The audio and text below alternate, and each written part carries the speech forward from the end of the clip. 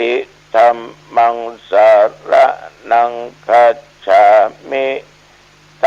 ติยัมปิสังฆังสารนังคัจฉามิยะโตหังภะคินิอาริยายะชาติยาชาโตนาภิชานามิสัญจิตจะปานังชีวิตาบุโรเปตาเตนะสัจเจนะโสทิเตโหตุโสทิคัพพสาโพชังโคสติสังฆาโตธัมมานังวิจโยตถาวิริยัมปิติปัสสติโพชังคาจะตถาปะเรสมาทุเปขะโพชังคาสัตเตเตสัพพทัสสินามุนินาสัมมาทัคขาตาภาวิตาภะอุลิกาตาสังวัตตันติอาปิญญายะนิพพานายะจะโพธิยาเอเตนะสัจจวัตเจนะโสติเตโอตุสัพพทาเอกัสสะมิงสะมะเยนะโตโมกันลานันจะกัสสะปังคิลาเนตุกิเตติสวาโพชังเคสัตตะเทสะญิเตจะตังอภินันทิตัวโรกามุตจิงสุตังคะเนเอเตนะสัจจวัตเจนะโสทิเตโอตุสัพพทาเอกทาธัมมราชาภิเกลัญเยนาภิปิลิโตจุนทัตเตเลนะตัญเยวะภะนาเปตัวนะสาทะลังสัมโมจะอาภาตาตัมหาวุธาสิธานะโสเอเตนะสัจจวัตเจนะโสทิเตโหตุสัพพตาปะกินาเตจะอาภาตาตินนันนัมปิมะเอสินังมัคคาอาตะกิเลสาวะปัตตานุปติธัมมะตังเอเตนะสัจจวัตเจนะโสติเตโหตุสัพพทาภวะตุสัพพมังคะลังรักขันตุสัพพเทวตาสัพพพุทธานุภาเวนะสัทธาโสทิภวันตุเตภวะตุสัพพ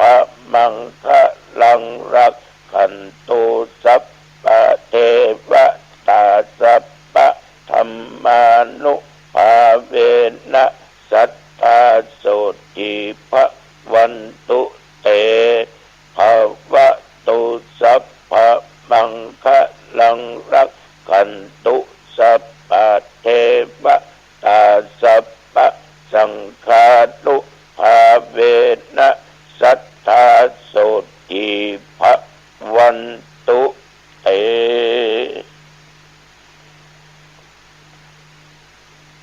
กรมอุตุได้ประกาศบอกไว้ว่านับตั้งแต่เมื่อตะวันวามาจนถึงปัจจุบันบัดเดี๋ยวนี้นั้นแถวบริเวณหนองตองและใกล้เคียงเพิ่นว่ามีท้องฟ้ามืดครึ้มสอว่าจะมีฝนตกและตั้งแต่ตะวันวามาถึงจนถึงปัจจุบันตอนกลางวันนั้น ลมมาแต่ไม่มีฝนตกเวลาประมาณ20:00 กว่าถึง21:00มีฝนตกลงมามากพอสมควรผสมผสานกับเสียงฟ้าห้องญาติโยมตกได้ชั่วระยะหนึ่งฝนก็หยุดสำหรับแถวบริเวณหนองตองนั้นก็ตกดังที่กล่าววันนี้เวลานี้อุณหภูมิ22 องศาอากาศอบอ้าวฉะนั้นญาติโยมท่านสาธุชนท่านผู้ฟังฝนตกนี่ในเวียงก็ตกแม่ริมก็ตกเนาะเที่ยวบ้านอ้อยตำบลห้วยทรายตกเพราะว่าญาติพี่น้องอยู่ตรงนั้นก็รายงานให้ฟังมันก็ตกไปเกือบทุกคนทุกแห่งหมอกคลุม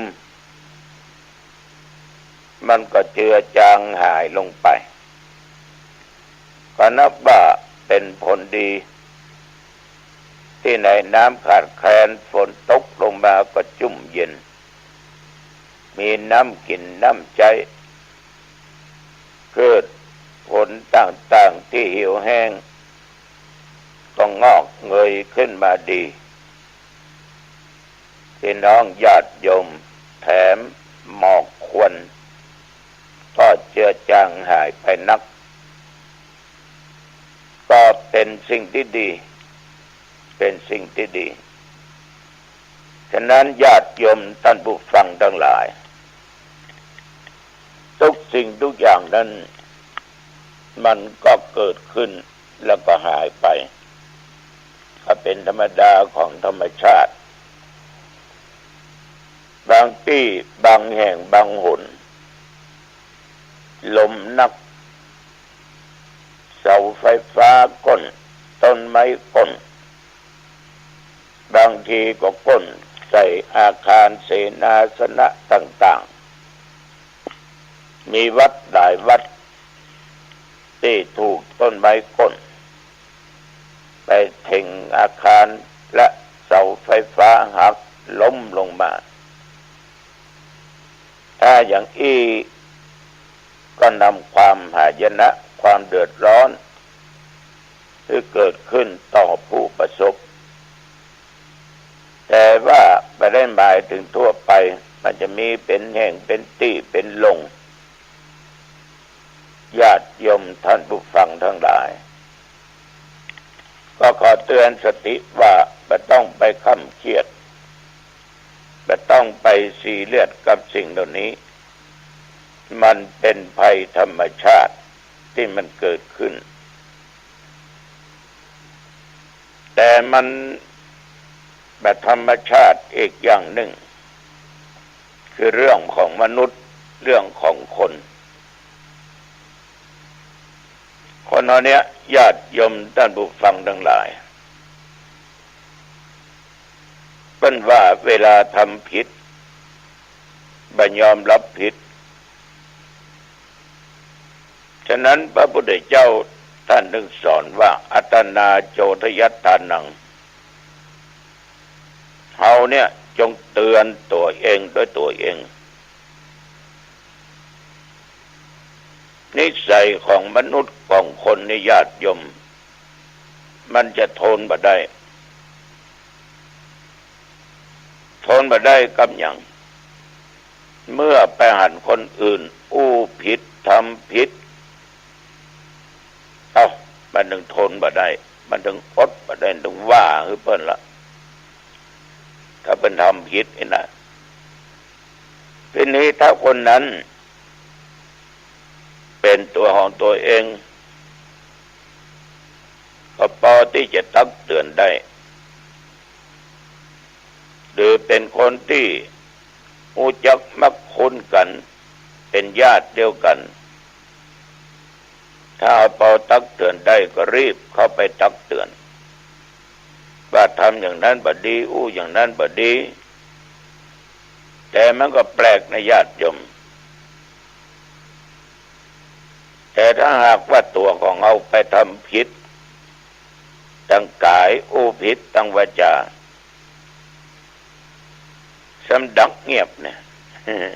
ดักเงียบเหตุใดดักเงียบคือคนเราเนี่ยญาติโยมมันจะเข้าข้างตัวเองจะเข้าข้างตัวเองจะไม่ยอมรับผิดถ้ามีคนไหนคนใดมาอู้มาจ่ามาตักมาเตือนก็จะตอบส่วนไปทันทีว่ากรรมฐานมันผิดตรงไหนลูกบอกว่ามันจะผิดอย่างใดญาติโยมเพราะว่าตัวเองมองตัวเองบาหันแต่เปิ้นกระทำอะไรอย่างก็ตามมันจะหูจังหันฉะนั้นนักปราชญ์ท่านหนึ่งบอกว่าเอาทุกคนเนี่ยควรให้อภัยแก่คนอื่นเมื่อคนอื่นทำผิดพูดผิดแต่สิ่งสำคัญอย่างยิ่งบอกควรให้อภัยแก่ตัวเองแต่จงเตือนตัวเองด้วยตัวเองถ้าว่าตัวเองทำผิดพูดผิดคิดแบบต้องไปรอให้คนอื่นมาตักมาเตือนเพราะบางครั้งเนี่ยญาติโยมคนอื่นอาจจะคิดว่าธุระไม่ใช่เรื่องของกูเป็นเรื่องของมึง หรืออาจจะได้ความเก่งอกเก่งใจหรืออาจจะมันไส้อยากจะให้อู้ผิดทำผิดคิดผิดต่อไปเพราะว่ามันไส้อยากจะเอาเป็นที่จงเกลียดจงจังของคนทั่วไปหรือถึงความชิบหายวายวอดบางคนก็สมน้ำหน้าเพราะเหตุใดญาติโยมเพราะบ่มีภัยในโลกจะมาฮักตัวเฮาเต้าตัวเฮาหวังดีต่อตัวเฮาเพราะฉะนั้นญาติโยมต้องฮักตัวสงสารตัวผิดพลาดสิ่งหนึ่งประการใดจงรีบตักเตือนตัวเองด้วยตัวเองเตือนตัวเองนั้นคือโปนผิดเตือนจิตของตน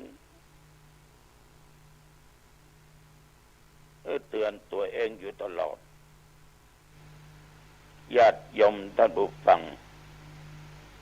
บางทีมีคนเขาหวังดีปรารถนาดีต่อตัวเฮารู้ว่าเฮาทำผิดเดินพลาดก็เข้ามาตักเตือนเฮาก็อาจจะบ่ชอบอาจจะคิดว่าเขาดูถูกเขาเข้าใจผิด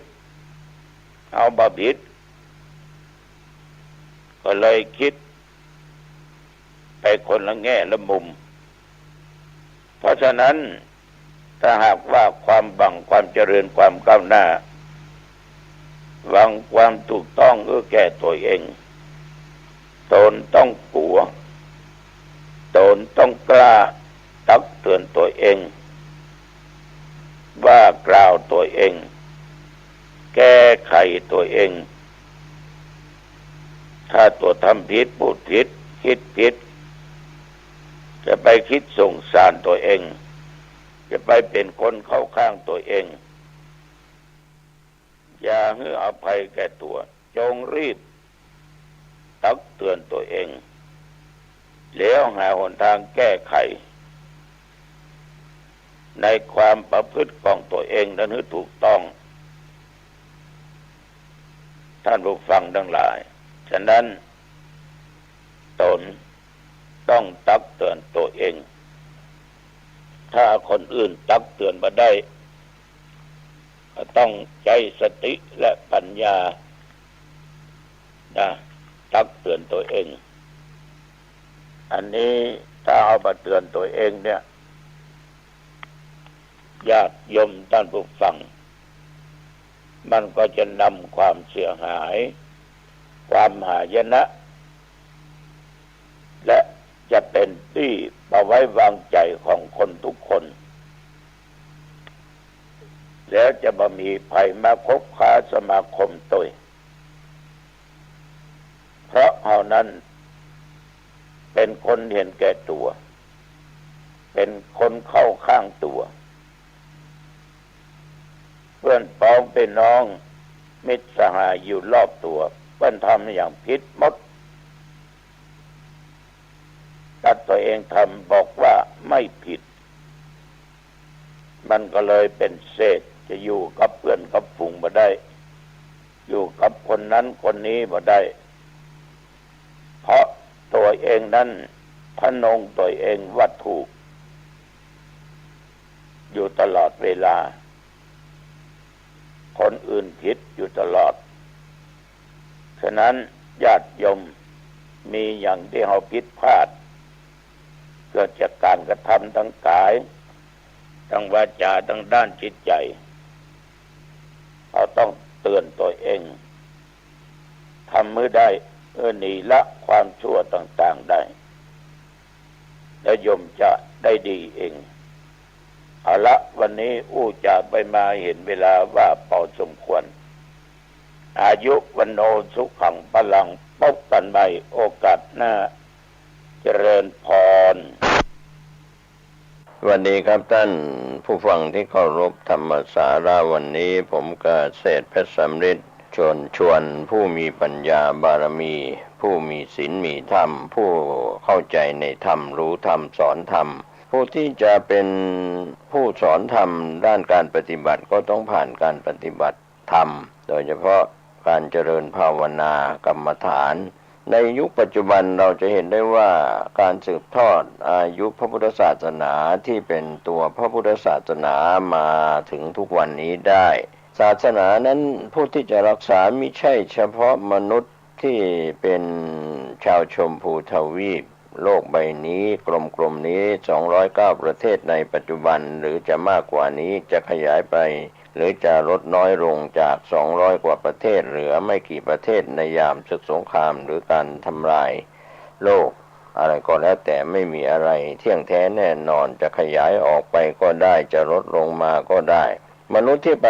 อาศัยโลกคือแผ่นดินอยู่ตามสถานที่ต่างๆชาติพันธุ์ต่างๆเราจะเห็นได้ว่าโลกยุคใหม่เดินทางไปด้วยนกเหล็กเดินทางไปด้วยเครื่องบินทางเรือทางบกทางอากาศทางน้ำก็แล้วแต่ไปได้อย่างรวดเร็วและสะดวกหรือเดินไปด้วยเท้าก็ตามทางบกทางน้ำทางเรือทางอากาศก็เป็นเรื่องธรรมดาของการสัญจรไปมาก็หลายประเทศได้มีรายได้จากการเดินทางท่องเที่ยวของคนในประเทศ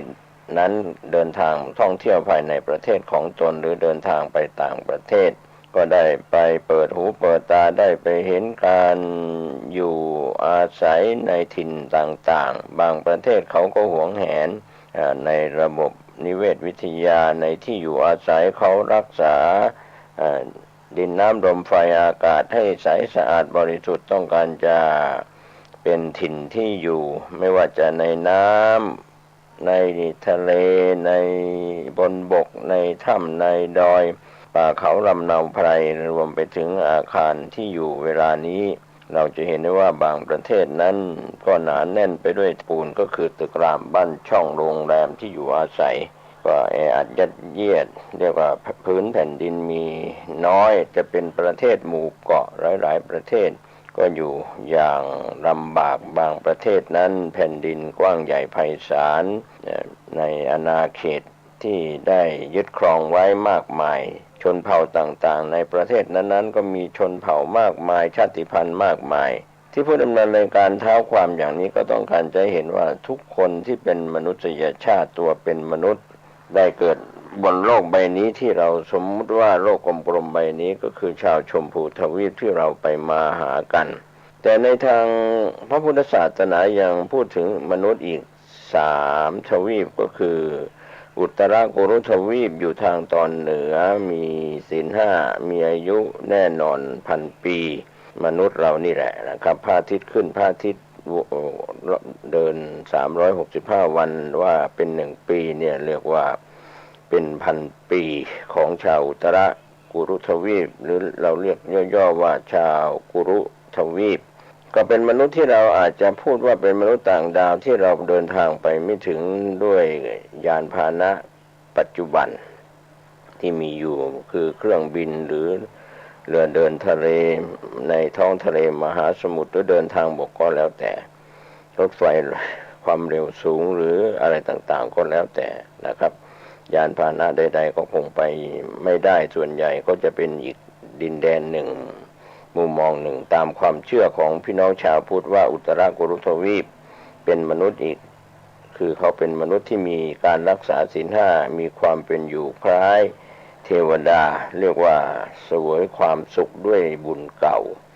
เช่นเดียวกันกับชาวปุพพวิเทหทวีปที่อยู่ทางตะวันออกของดินแดนนี้ก็มีการรักษาศีล5อย่างมั่นคงทำให้อายุมั่นยืนยาว700 ปีเป็นอายุขัยของมนุษย์และชาวอมรโคยารทวีปอยู่ทางแดนตะวันตกก็มีการรักษาศีล5มั่นคงก็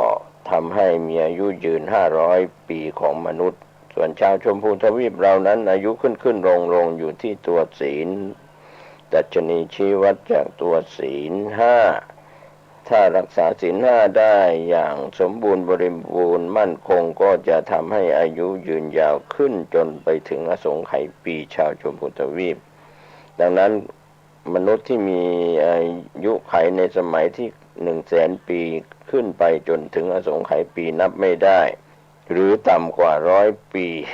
จนถึงอายุต่ำสุด10 ปีเป็นอายุไขจะไม่มีพระโพธิสัตว์ลงมาตรัสรู้สอนธรรมในโลกเพราะว่าอายุของมนุษย์เราในชมพูทวีปที่ยาวนานเกิน100,000 ปีการที่จะเข้าถึงสภาวะธรรมอนิจจังความไม่เที่ยงทุกขังความเป็นทุกข์อนัตตาความเป็นอนัตตาบังคับบัญชาไม่ได้ต่างๆก็จะไม่ค่อยได้เห็นโดยเฉพาะเรื่องของสรีระสังขารที่อายุยืนยาวนานเรียกว่านานๆจะได้เห็นคนเกิดนานๆก็จะได้เห็นคนแก่นานๆก็จะได้เห็นคนเจ็บนานๆก็จะได้เห็นคนตายก็คงจะเป็นเรื่องที่จะสอนธรรมหรือบอกธรรมปฏิบัติธรรมในเรื่องของเกิดแก่เจ็บตายซึ่งเป็นเทวทูตของพระโพธิสัตว์ในขณะที่ได้ไปเห็นในสมัยพุทธกาล 2,500 กว่าปีเทวทูตก็คือคนแก่เทวทูตก็คือคนเจ็บเทวทูตก็คือคนตายแล้วก็เทวทูตสุดท้ายก็คือเห็นสมณะเป็นนิมิตสมณะนั้นอยู่ในความสงบพระโพธิสัตว์ก็แสวงหาทางพ้นทุกข์เพื่อจะได้บรรลุพระอนุตตรสัมมาสัมโพธิญาณนำพระธรรมที่เกิดขึ้นในดวงจิตดวงใจมาสั่งสอนชาวโลกเรียกว่าก็เปรียบด้วยดอกบัว4 เหล่านะครับมนุษย์ชาวชมพูทวีปที่พระโพธิสัตว์ตรัสรู้เป็นพระพุทธเจ้าแล้วพร้อมกับพระอรหันตสาวกก็จะสอนสั่งทั้งเรียกว่าสอนสั่งทั้งบรรพชิตและคฤหัสถ์ในโลกในยุค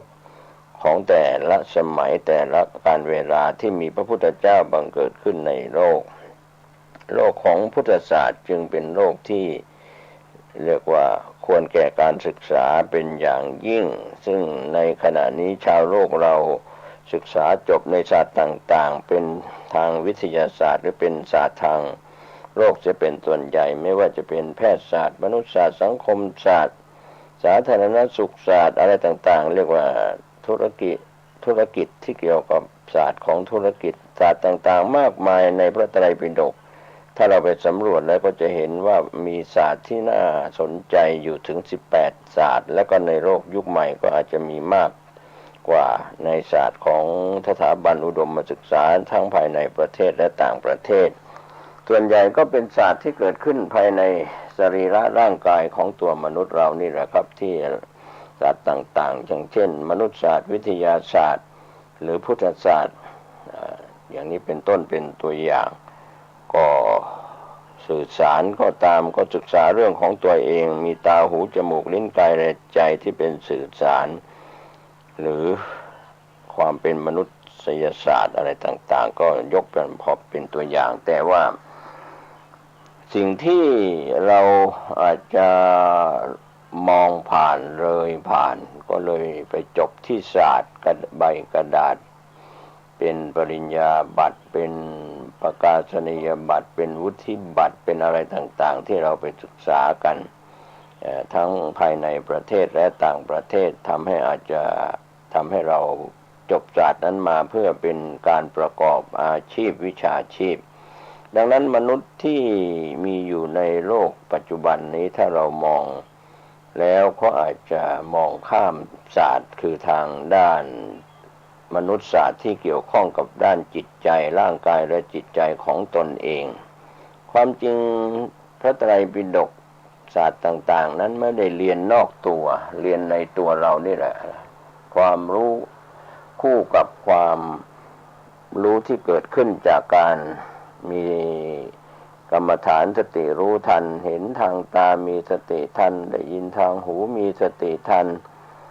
ดมกลิ่นทางจมูกมีสติทันลิ้มรสอาหารทางปากอาหารและเครื่องดื่มก็มีสติทันสัมผัสทางกายเย็นร้อนอ่อนแข็งหย่อนตึงมีสติทันเข้าไปรู้ทางใจในอารมณ์ต่างๆที่เกิดกับใจทั้งอารมณ์รูปอารมณ์นามอารมณ์พระนิพพานก็เป็นเรียกว่าทำให้เราเข้าใจรูปเข้าใจนามตาหูจมูกลิ้นกายและใจใจจึงเป็นศูนย์รวมใหญ่ของคนที่เข้าใจธรรมรู้ธรรมสอนธรรมแต่ถ้าคนที่ยังไม่ได้ปฏิบัติก็เท่ากับว่าไม่ได้ชิมรสของพระธรรมรู้ไม่ทันตาหูจมูกลิ้นกายและใจโลกออนไลน์โซเชียลมีเดียทั้งหลายก็จึงเป็นเหยื่อก็เหมือนแมงเม่าบินเข้ากองไฟคนเหล่านั้นก็เรียกว่าคนโง่ย่อมเป็นเหยื่อของคนฉลาดแกมโกงไม่ใช่ฉลาดแบบที่จะเอาตัวเองพ้นทุกข์ดังนั้นวันนี้ความฉลาดที่เป็นปัญญาบารมีนั้นเรียกว่าฉลาดเอาตัวเองพ้นทุกข์เรียกว่าถึงฝั่งพระนิพพานหรือถึงฝั่งของการพ้นทุกข์เรายอมรับความจริงเข้าใจความจริงว่านี่ทุกข์นี่สมุทัยนี่เหตุให้เกิดความดับทุกข์นี่คือทางให้ถึงความดับทุกข์เราเรียกว่าความจริง4อย่าง4ประการถ้าเราเข้าใจตัวเราเองเราก็จะเข้าใจเรื่องของการภาวนาเรามีสติรู้ทันครั้งหนึ่งในดับภพดับชาติดับเครื่องเศร้าหมองใจหรือว่าเรามีการรักษาศีล5ข้อใดข้อหนึ่งหรือทั้ง5ข้อได้อย่างมั่นคงเราก็หมดเวรหมดภัยหมดอันตรายไม่มีอุปสรรคใดๆทุกวันนี้เรามีปัญหาก็เพราะว่าไม่รักษาศีลมีเรียกว่ามีทั้งปัญหามีทั้งอุปสรรคมีเรื่องของปัญหาต่างๆก็เพราะว่าศีล5ไม่สมบูรณ์บริบูรณ์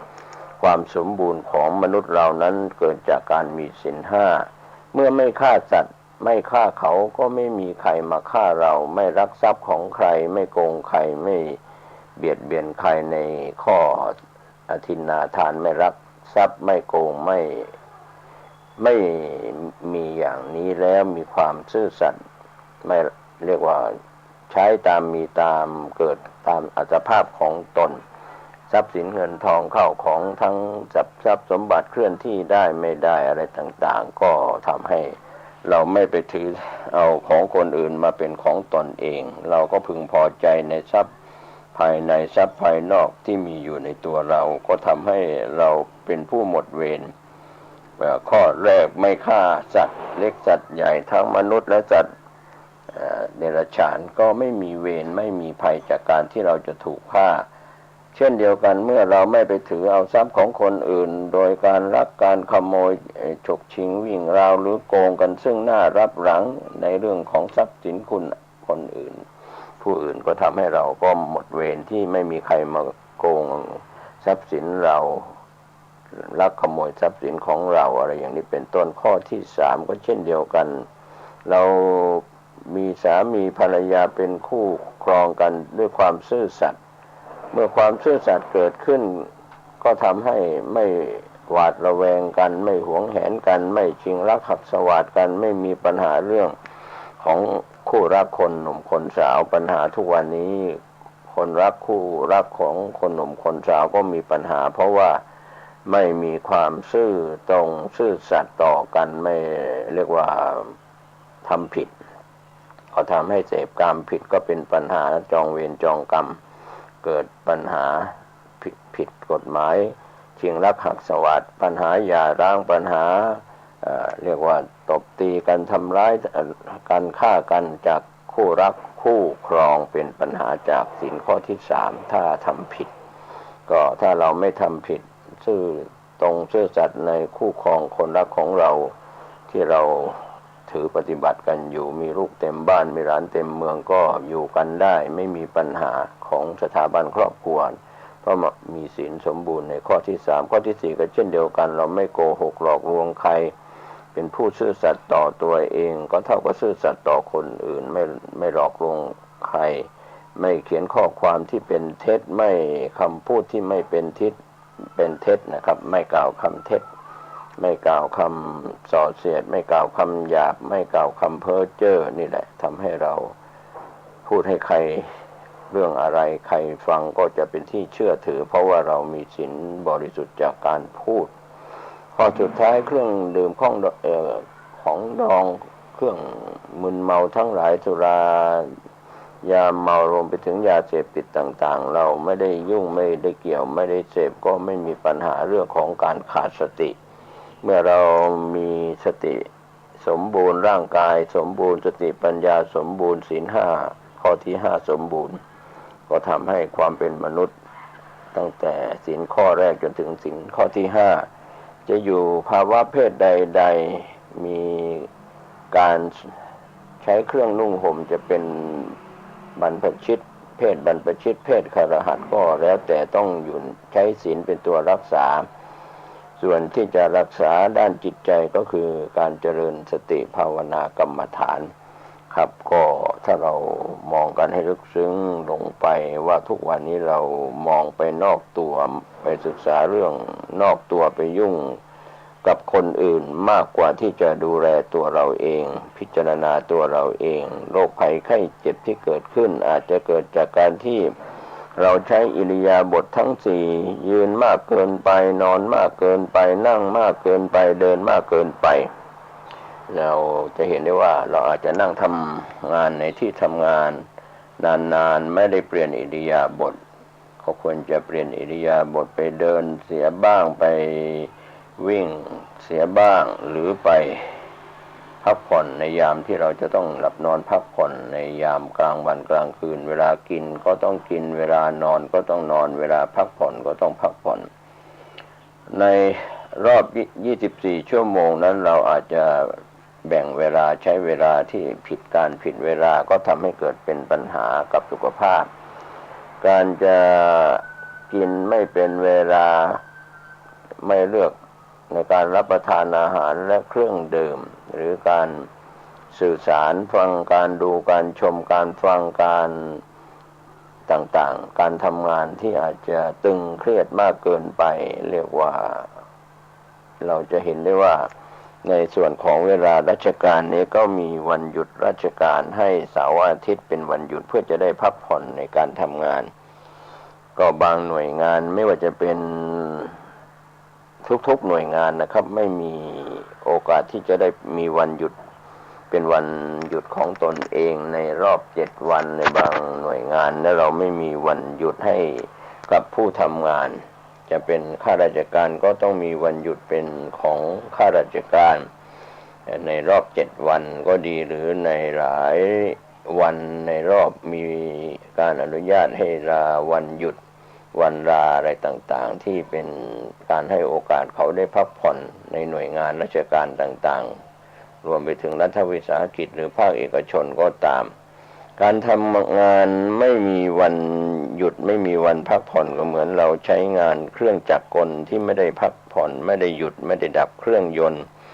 ก็เครื่องยนต์นั้นก็คงอยู่ได้ไม่นานเพราะว่าการทำงานเกินเวลาเราจะเห็นได้จากการทำธุรกิจในโลกยุคใหม่เนี่ยใช้การทำธุรกิจกันรอบ24ชั่วโมงก็เรียกว่ามีการจำหน่ายอาหารและเครื่องดื่มโต้รุ่งเรียกว่า24ชั่วโมงกลางวันก็ขายกลางคืนก็ขายสินค้าของกินของใช้อะไรต่างๆรวมไปถึงการเดินทางการใช้ยานพาหนะตามถนนหนทางทั้งรถยนต์รถไฟเครื่องบินก็มีการเดินทางกันทั้งกลางวันกลางคืนไปมาหาสู่กันก็เรียกว่ามิตรสัมพันธ์ในแต่ละประเทศที่เดินทางไประยะเวลาอย่างเช่นเครื่องบินไปหลายชั่วโมงกว่าจะถึงที่สุดจุดหมายปลายทางทางเรือก็เช่นเดียวกันอาจจะไปหลายวันเป็นแรมสัปดาห์เป็นแรมเดือนก็แล้วแต่เรือเดินทะเลเรือเดินในท้องทะเลมหาสมุทรก็ไปบรรทุกสิ่งของสินค้าไปหรือในเรื่องของเรือที่เป็นอาวุธยุทโธปกรณ์ก็แล้วแต่วันนี้พูดในภาพรวมว่าเราจะสนใจเรื่องภายนอกตัวเองมากกว่าเรื่องของตัวเองก็ทำให้เป็นปัญหาเหมือนคนอยู่ในบ้านอาคารบ้านเรือนตึกรามบ้านช่องไม่สนใจอาคารบ้านเรือนที่อยู่อาศัยของตนไม่ได้ทำความสะอาดปล่อยให้อาคารบ้านเรือนที่อยู่อาศัยสกปรกรกรุงรังไม่สะอาดด้านสุขอนามัยด้านสาธารณสุขก็อาจจะเป็นแหล่งสะสมหมักหมมเรื่องของเชื้อโรค